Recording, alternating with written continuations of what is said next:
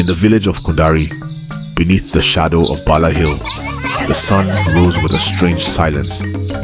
Baba Kalunga sat outside his small hut, staring at the empty calabash that once held millet porridge.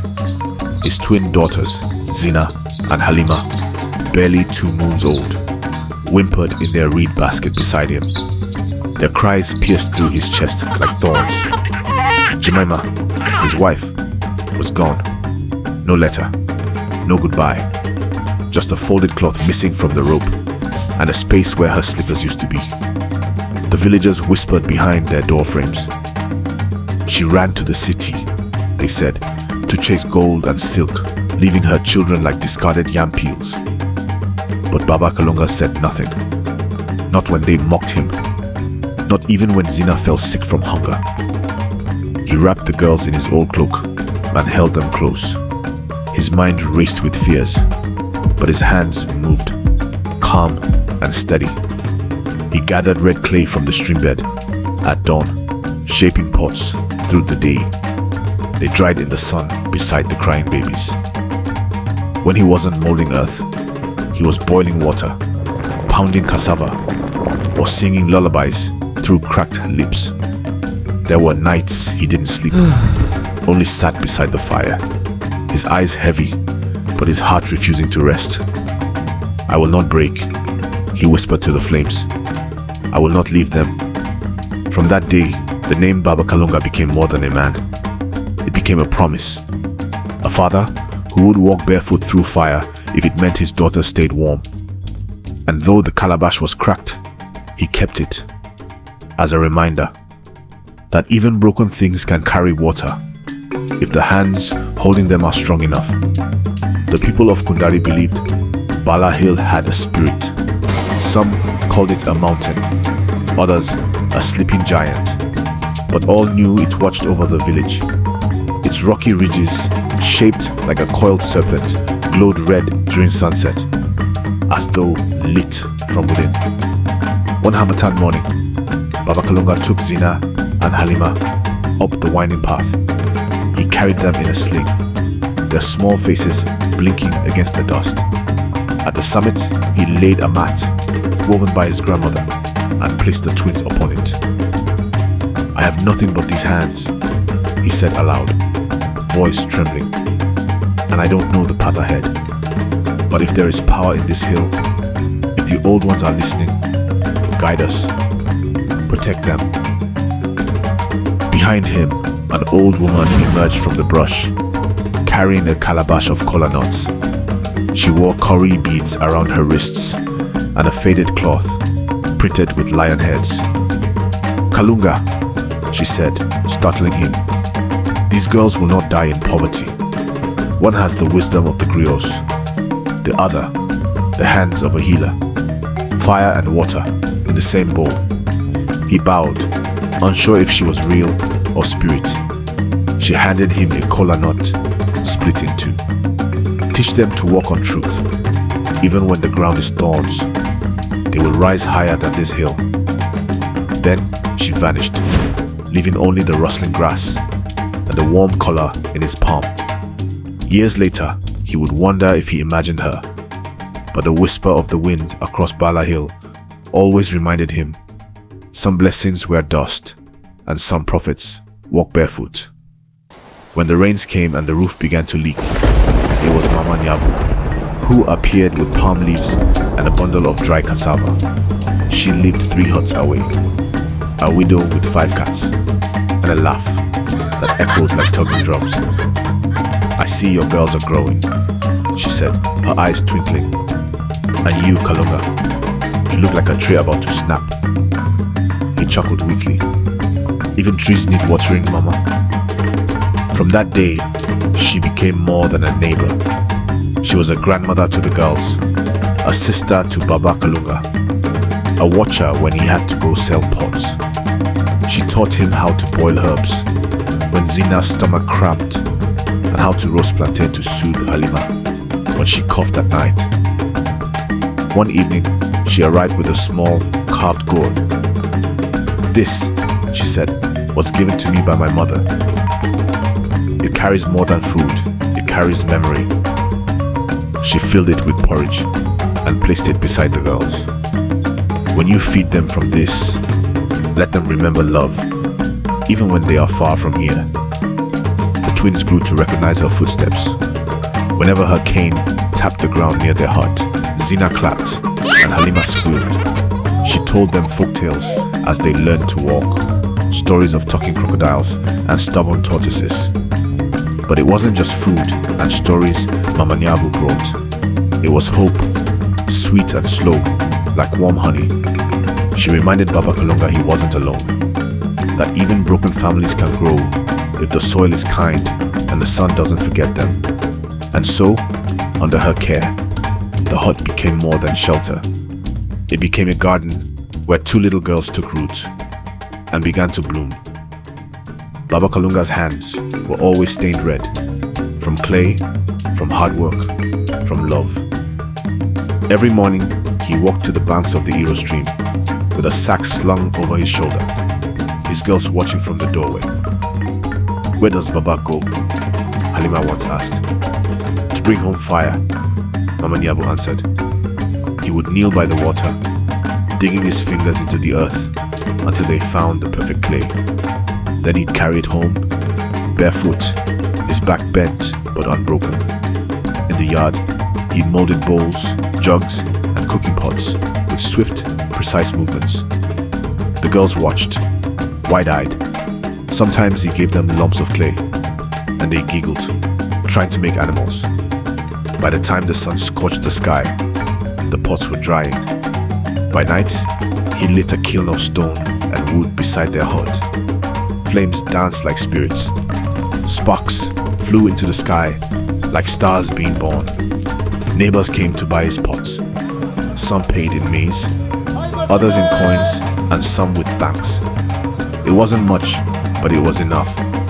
When the girls turned 5, he made them each a small cup. "To drink your dreams from," he said, "and remember who shaped you." They used them every day. The clay, the fire, and the hands that shaped them. It became a rhythm of life. And as the kiln glowed in the dark, villagers whispered, "That man is making more than pots. He is making women of strength." When the dry season came, it cracked the ground and emptied the sky. The clay from the river grew brittle. Pots broke before they could dry. No one came to buy them. No one had money. Hunger wrapped itself around Baba Kalunga's home like a snake. Zina cried often. Halima stopped laughing. Their feet grew thinner, their cheeks hollow. Baba Kalunga tried to hide the worst of it, giving them what little cassava flour remained and drinking water to fill his own belly. One night he returned from the market with empty hands. The girls looked up at him from the mat, eyes wide and waiting. He sat beside them and began to hum. A lullaby his mother once sang. It was all he had to offer. Mama Nyavu arrived after dark with boiled maize wrapped in banana leaves. "You can't feed children with songs, Kalunga," she said gently, placing the food before him. "But I know you would if you could." He nodded, eyes wet. "I'm trying." "We all are," she whispered. That night, he fed them slowly, piece by piece, like the food might vanish if they chewed too quickly. Then he lay between them and stared at the thatch roof, listening to their breathing. "Bala Hill," he whispered into the night. "Don't let them break." It was in that silence that he decided. If the land refused to feed them, he would walk farther. If his pots didn't sell, he would carry them on his back from village to village. He would find a way, because no child should fall asleep listening to their father's stomach rumble louder than their own. The village school sat beneath a giant neem tree, its walls made of mud, its roof of woven palm.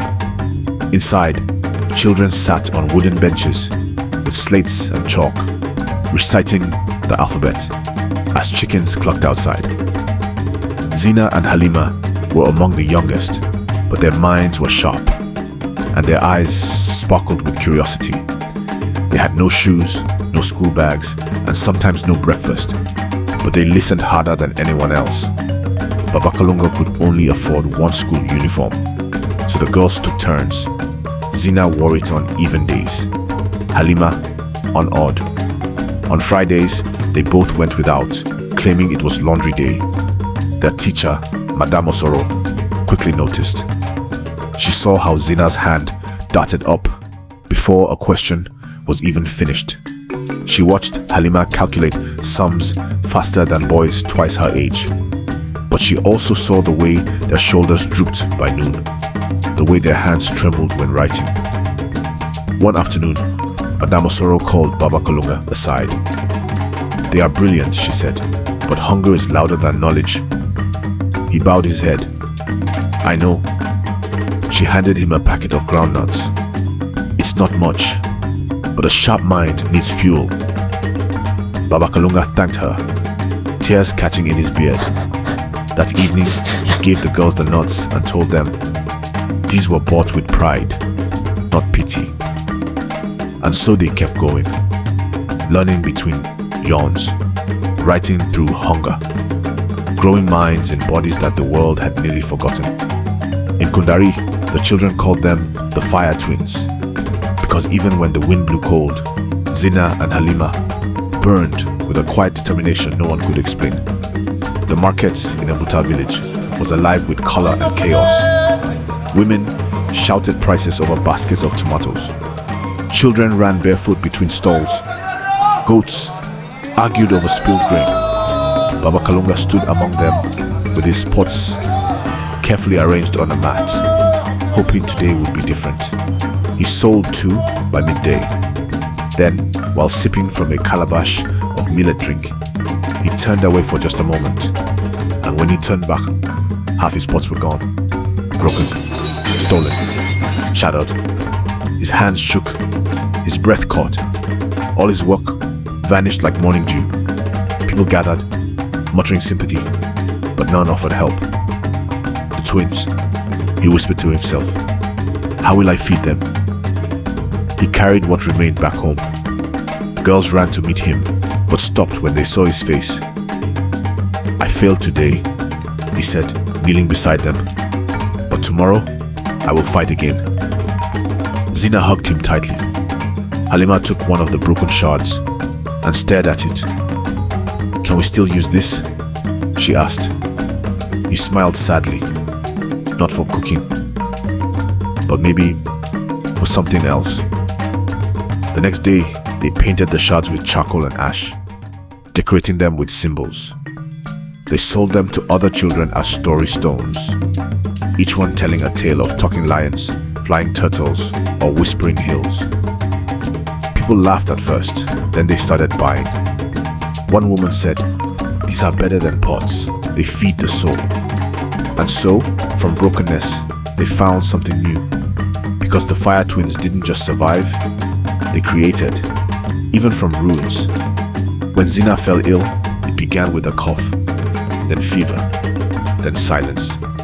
She lay curled on the mat, lips dry, eyes distant. Baba Kalunga panicked. He crushed leaves, boiled roots, and prayed into the smoke of burning herbs. Mama Nyavu stayed up 3 nights grinding ginger and garlic into bitter teas. Nothing seemed to help. Halima sat beside her sister, refusing to eat. She dipped a cloth in cool water and placed it gently on Zina's head every hour. When Baba cried behind the hut, she stood tall and said, "She'll be fine. She's fire." On the 4th night, when the fever burned highest, Halima whispered into Zina's ear, "If you leave, who will argue with me? Who will take the right half of the mango?" She sang their favorite song. Not well, not loud, but with everything she had. And something shifted. Zina blinked, then coughed, then reached for the cup beside her. Baba Kalunga dropped to his knees. Mama Nyavu clapped 3 times and said, "She's back." They fed her slowly, soft yam and honey water, and within days, the sparkle returned to her eyes. That night, Halima curled beside her and whispered, "You scared me." Zina replied, "I knew you wouldn't let me go." And that was the first time Halima cried, not out of fear, but from relief. When the twins turned 10, the whispers returned, this time about their mother. Some said Jemima was now in the city, working as a singer in a smoky bar.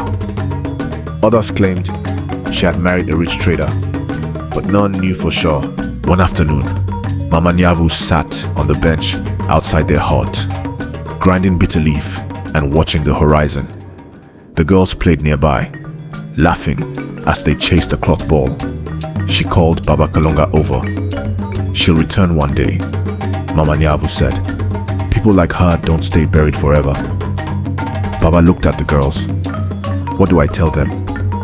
"The truth, but not the whole of it. Just enough to prepare their hearts." That evening, he sat the girls down. "Your mother left because she was chasing something she thought was better, but her leaving had nothing to do with you."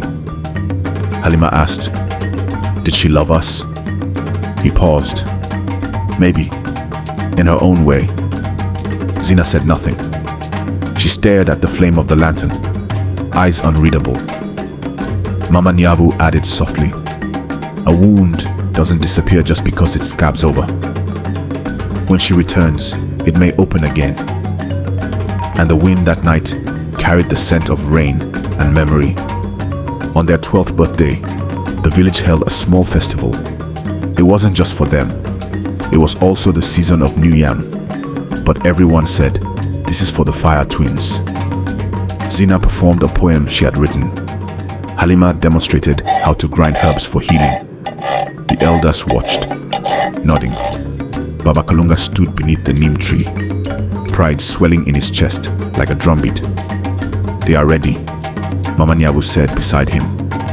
"For what, I don't know, but the world should make space." That night, they lit a small fire outside the hut. The girls danced around it, laughing. Zina whispered, "We're not like other girls." Halima replied, "We're like stars, two lights in the same sky."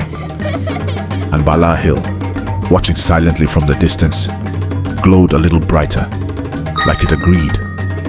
The rain came suddenly, drumming on the thatch roofs, like war drums.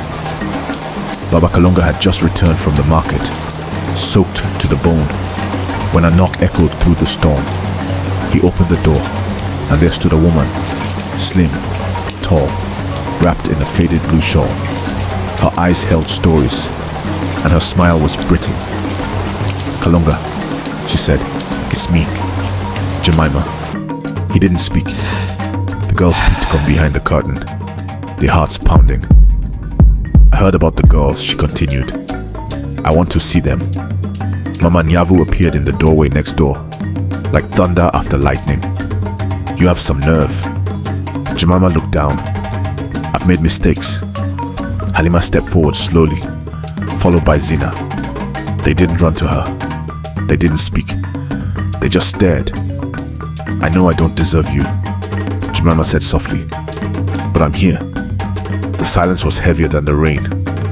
Baba Kalunga let her in, not because he had forgiven her, but because the girls had questions that only she could answer.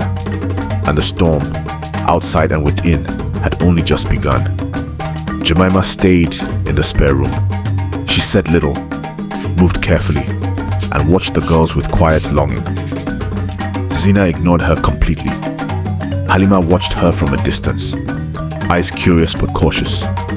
At mealtimes, Baba Kalunga served her food, but she rarely finished it. The girls took turns washing her plate, but never sat near her. One afternoon, Mama Nyavu visited. She noticed the empty chair between Zina and Halima, the space where Jemima might have sat.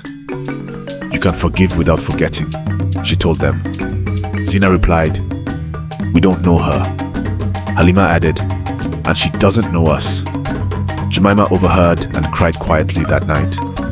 Not the loud sobs of someone seeking pity, but the broken whimpers of a mother watching time erase her place.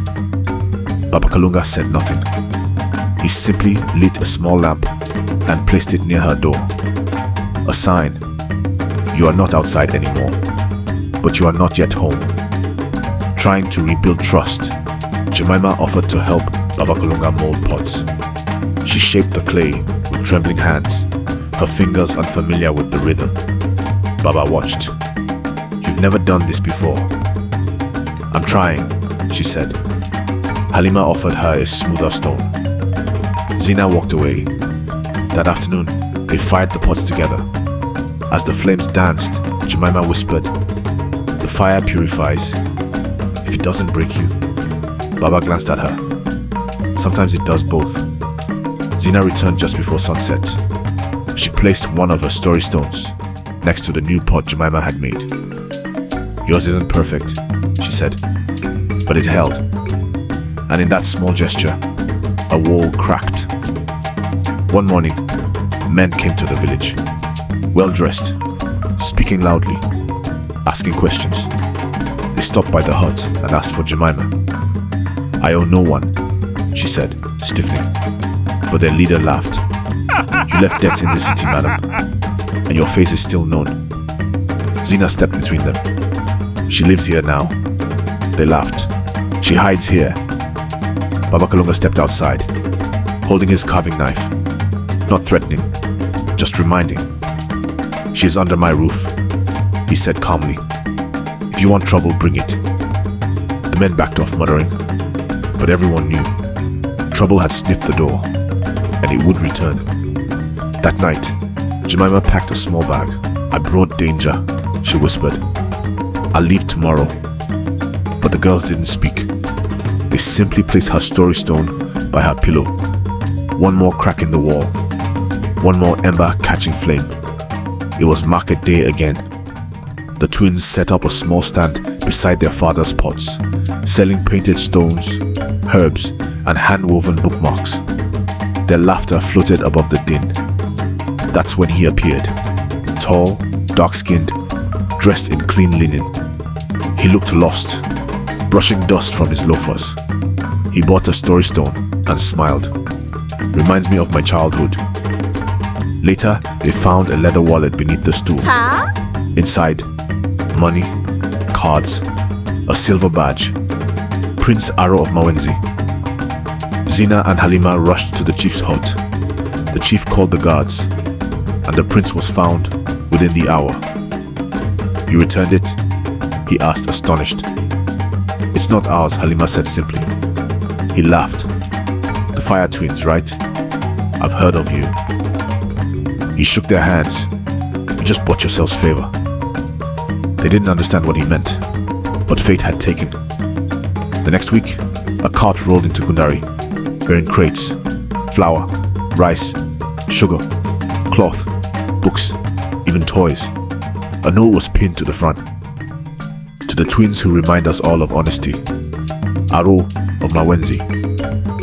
The village gathered, marveling. The chief shook his head in disbelief. Baba Kalunga just looked at his daughters, eyes shining. Zina whispered, "What now?" "We use it," Halima said, "to build something." And so the old clay hut became a little brighter. The pots were displayed better. The story stones now came with handwritten scrolls, and word began to spread beyond the hills. With recognition came envy. A woman named Adara, once the loudest in the market, mocked the twins. "They sell lies in stones," she said. "This is witchcraft." Others muttered, "Why them? And who gave children such favor?" One night, the display was overturned. Pots smashed, story stones scattered, paint stolen. Zina stared at the destruction and said nothing. Halima clenched her fists.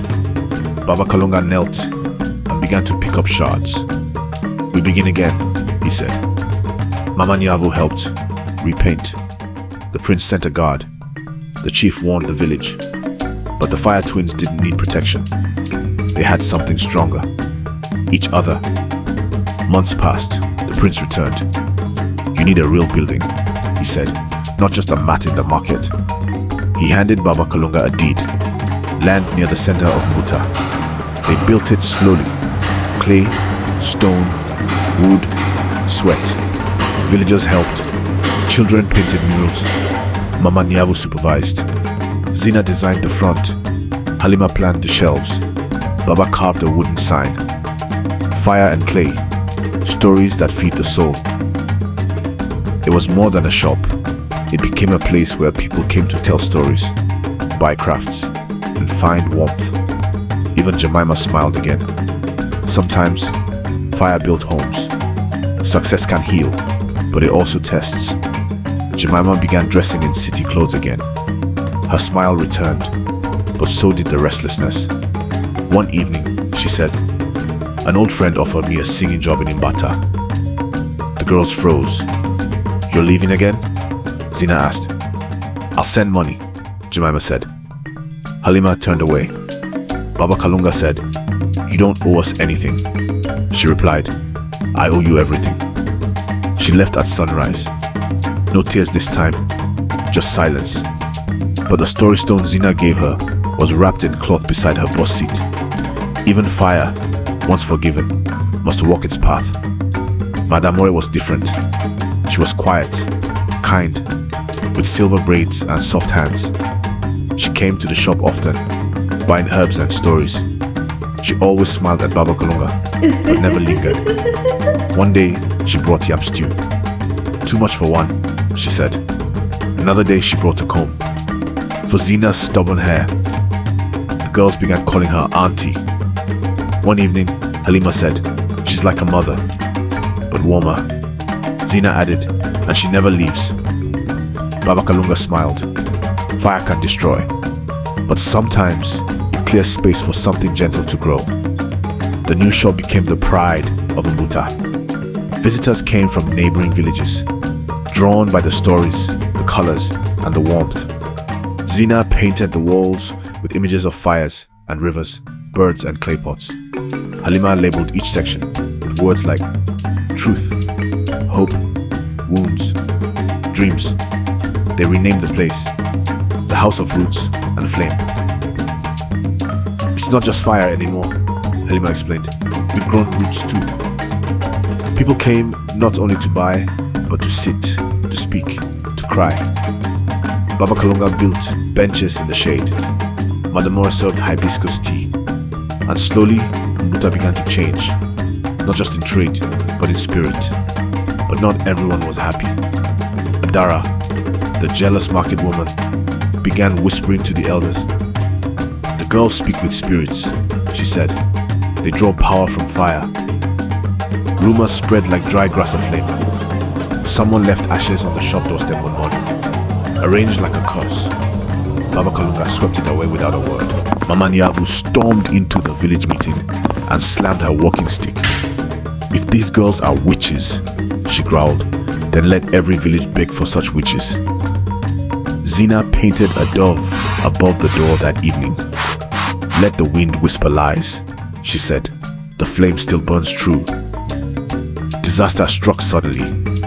A loose oil lamp in the shop's backroom caught fire. By the time they arrived, the kitchen was gone, and part of the mural had burned. Halima cried, clutching the charred remains of their herb shelves. Zina sat on the ground, covered in soot, silent. Baba Kalunga stood in the ashes, watching embers dance. But the villagers didn't leave. They came with buckets, bricks, food, and stories. Madame More organized a rebuilding. Even children painted new murals. Within a week, the House of Roots and Flame stood taller than before. The fire tested them, and they rose again. One quiet afternoon, a man arrived, carrying a sealed envelope. It bore a golden stamp, Prince Arrow's crest. Inside was a handwritten letter. "Dearest Fire Twins, a university in Mawenzi is offering full scholarships in honor of your courage. Medicine, if you still want it, or whatever your heart's desire." Halima's hands trembled. "We dreamed of this," she whispered. Zina stared at the letter for a long time. Then she said, "We're no longer those girls." Halima nodded. "But maybe we can be both. And the letter remained by their bedside, unopened for days, like a question waiting for its answer. News of the scholarship spread. Some celebrated, others grew bitter. Why them again? Muttered Adara. A few even accused the twins of using charms to win the prince's favor. At a village meeting, Baba Kalunga stood before everyone and spoke. My daughters earned nothing by luck or witchcraft, only fire, sweat, and stone. The chief nodded.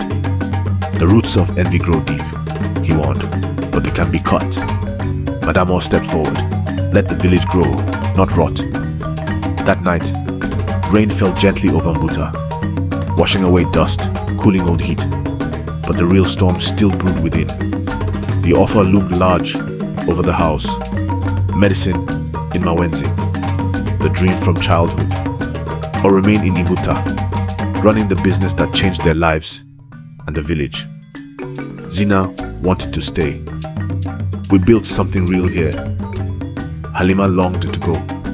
We can do more, help more, with knowledge. They argued softly, then loudly, then not at all. Baba Kalunga said nothing. He only brought them tea and left them to the firelight. After days of silence, Zina whispered, I'm afraid. Me too, Halima said. And in that fear, they found each other again. To seek clarity, they visited Bala Hill, the place where the story began. They carried no food, just silence. At sunset, they sat beneath the tree where their mother once left them. Halima spoke first. What if we fail? Zina replied, we've already burned, and yet we're here. From below, the river glistened. Let's walk both paths, Zina said. Part-time studies. Keep the shop running. We don't have to choose fire or roots. We are both. Halima smiled. On Bala Hill, the fire met the river, and neither one was stronger. They simply flowed, together. As if summoned by their decision, Jemima returned. Not in silk or perfume, but simple clothes, a calm face, and quiet eyes. I've come to help, she said. Not to stay, just to help. Zina nodded once. Halima didn't speak. She joined Madamo in the kitchen, took orders, cleaned shelves, never complained. One evening, she placed a small music box in the girls' room. It used to sing when you were babies, she said. They opened it. A soft tune played, worn, broken in places, but still trying, like her. Sometimes, forgiveness comes not with words, but music, too fragile to hate. The village buzzed with joy. Baba Kalunga was getting married to Madamori. Zina carved wooden napkin holders. Halima wove flowers into the arch. Jemima cooked jollof. The fire twins danced barefoot under the moonlight, laughter ringing like bells. The chief spoke of second chances. Mama Nyavu wept openly. Even Adara brought spices and smiled, shyly but sincerely. When Baba Kalunga kissed his new bride, the entire village cheered. The man who once walked alone with two babies now stood tall, surrounded by life. Fire had given way to harvest. The wedding ended with a final ritual, the tying of 3 cloths, one for Baba Kalunga, dyed in red, symbol of sacrifice, one for Madamore in soft yellow, symbol of healing, and one long cloth, orange like fire, wrapped around Halima and Zina. You are the bridge, said the priestess, between past and future. Jemima watched from the crowd. Her tears were not sorrowful this time. The twins held hands. The music swelled, and above them, fireflies blinked across the night like tiny stars, writing a new story. They were no longer girls of Bala Hill. They were women of flame and clay. The day was heavy with clouds, and as the first drops of rain began to fall softly over the village of Mbuta, Zina approached Halima with a sealed envelope in her hand. The scent of wet earth filled the air, mixing with the distant rumble of thunder. I finished it, Zina said quietly. pressing the letter into Halima's palm. The application to Mawenzi University. Halima's eyes widened as she held the paper. The official university crest clearly stamped on the envelope. Her heart raced. This was the moment they had both dreamed of. The chance to study medicine, to build a future beyond the hills they called home. "I sent mine yesterday," Halima whispered, a smile spreading slowly across her face. "We'll go together." Outside, the rain picked up, pounding on the tin roofs of the village houses. But inside the small room where they sat, a warm fire flickered with hope and promise. The twins knew that this was only the beginning of a new journey, a path paved with challenges, sacrifices, and endless nights of study. Baba Kalunga stood silently by the doorway, watching his daughters with pride and worry. His hands trembled slightly as he wiped the sweat from his brow. The weight of his years etched deep into his skin. Finally, he stepped outside into the rain, raising his face to the sky, letting the water wash over him as if to cleanse away the pain of their past and bless the uncertain road ahead. Together, the Fire Twins and their father faced the future, a future filled with hope, determination, and the unbreakable bond of family. The entire village gathered under a patchwork of umbrellas and makeshift shelters to send off the twins. Mothers clutched their babies close, elders leaned heavily on walking sticks, and children peeked shyly from behind tall grasses. The air buzzed with emotion and whispered prayers. Mama Nyavu, the oldest woman in Mbuta, sang a haunting lullaby, her voice carrying the stories of generations. The melody wrapped around Zina and Halima like a warm embrace, reminding them of the roots they could never forget. Madame Ore, the generous widow who had helped nurture the twins' fledgling restaurant, wiped tears from her cheeks and called them daughters of destiny. She pressed into their hands small bundles of dried herbs, blessing them with health and protection. Jemima, their childhood friend and constant companion, braided their hair tightly with river beads, her hands trembling. "Don't look back unless it's to remember how far you've come," she said softly. The sun struggled to break through the thick clouds as the bus pulled up, its engine rumbling like a great beast.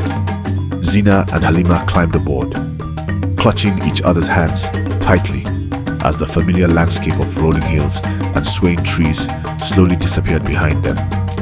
Though the trees thinned and the hills flattened into the horizon, the fire burning within the twins never dimmed. Their hearts carried the warmth of Bala Hill, the place where their story had begun, and where it would always live.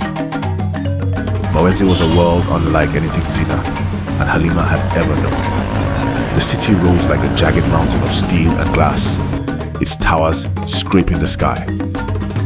The streets buzzed with cars and people rushing to destinations the twins could not yet understand.